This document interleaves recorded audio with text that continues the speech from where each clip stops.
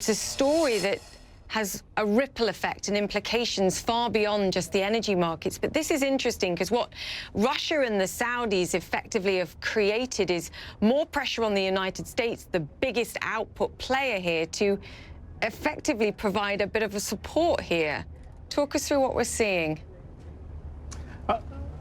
Well, it's interesting also the market moves, Julia. We're up 24% yesterday, and in Asian trading, we're up another 7%. That quickly faded away, primarily in the words from Russia. They're suggesting they're willing to talk. We have to find a compromise here between Russia and Saudi Arabia. And to your point, I think it's a triangulation between the United States, Russia, and Saudi Arabia at this stage. And what has happened here is that Saudi has pivoted to a very different strategy. They opened up the taps, as you know. They cut prices to their preferred customers as well. And they're suggesting, look, we're not the #1 producer in the world, but we're the lowest cost producer. So why is that the case? To get to #1, to your point here about the U.S. shale producers, you need to see about 1 million barrels a day knocked out in 2020. I would think, in talking to Saudi sources, they'd like to see another million knocked out after that to put them in #1 and have the U.S. and Russia competing for the second position here going forward. You already see ConocoPhillips, a host of medium-sized producers in the United States as well, cutting their CapEx budgets,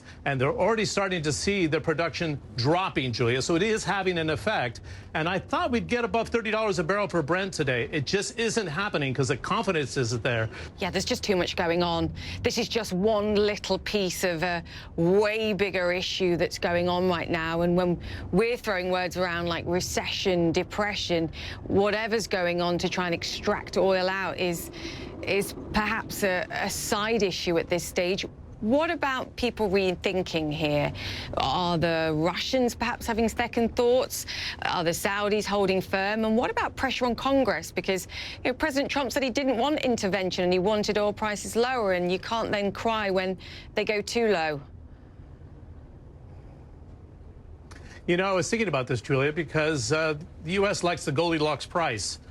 Between $45 and, say, $65 a barrel. They had that when Saudi and Russia were getting along, so you can park that because that's not going to happen. And the interventions that the U.S. are talking about right now have nothing to do with the free market. We hear those in Congress suggesting there should be an import ban on Saudi, Russia, and OPEC crude overall. Pretty extraordinary. It represents about 30% of overall imports by the United States. #2, we had 13 senators from oil and gas states write to the Crown Prince of Saudi Arabia directly saying you got to rethink the strategy. Now, the geopolitical aspect of this is very interesting. The Crown Prince has had a lot of backing from Donald Trump the last 3 years on the security pact with Iran, be able to buy weapons when he had problems with Jamal Khashoggi, when he did the Ritz-Carlton 400 in the hotel on the arrest. Donald Trump really never blinked. He's a transactional president. He may come back to the Crown Prince right now and say, it's payback time. You can't go this far and damage me during an election year, particularly in the oil and gas states, which represent about 10 million jobs all throughout the economy.